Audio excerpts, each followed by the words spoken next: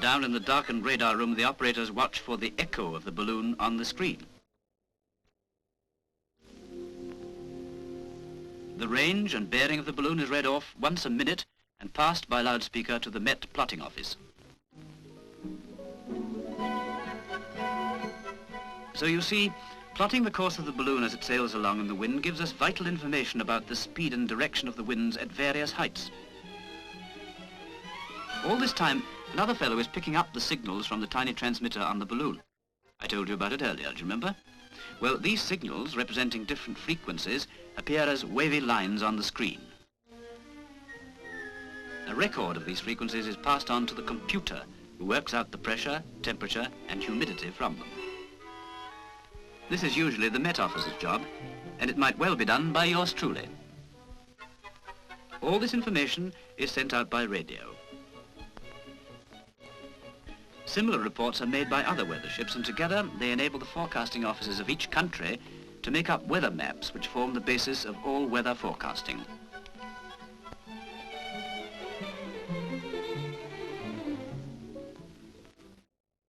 We make our own weather maps too from reports picked up by radio and our own observations.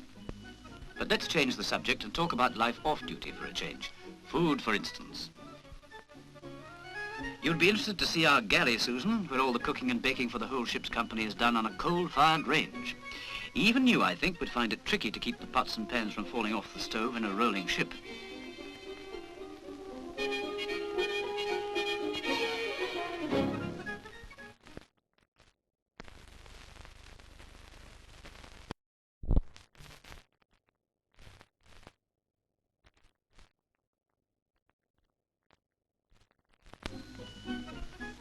However, our chief cook manages to keep a firm hold on the joint when he's carving. Poor old Nimbus is usually to be found in the galley at mealtimes. But he doesn't stay long.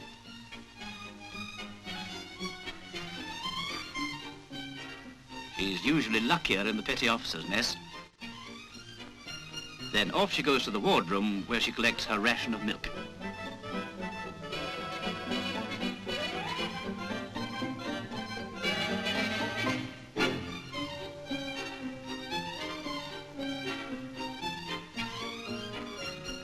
The ship's crest on the bulkhead is a reminder that the gulls put on a special display of aerobatics at mealtimes. They are the only sign of life from the outside world that we see as day by day our work goes on.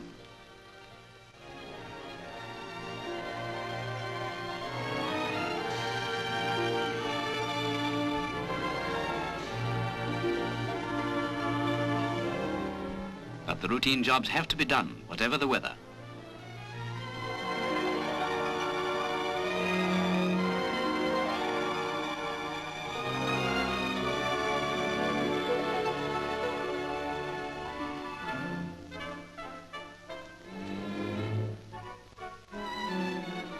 Every 3 hours, in rain, fog, sleet, or bitter cold, the observations are made, coded, and sent out.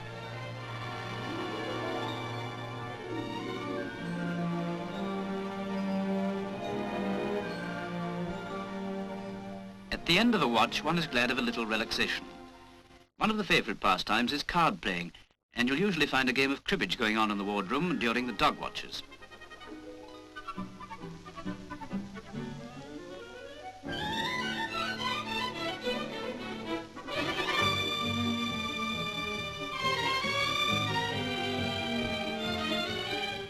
Sometimes we pick a nice quiet book from the ship's library.